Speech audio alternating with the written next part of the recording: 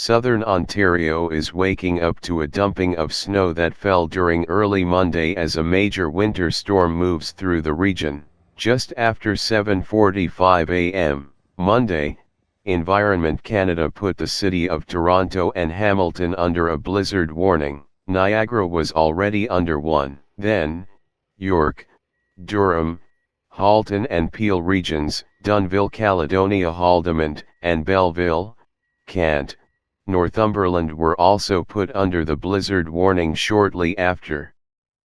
Blizzard conditions with gusty winds and persistent visibility near zero in snow and blowing snow are expected or occurring, the weather agency said.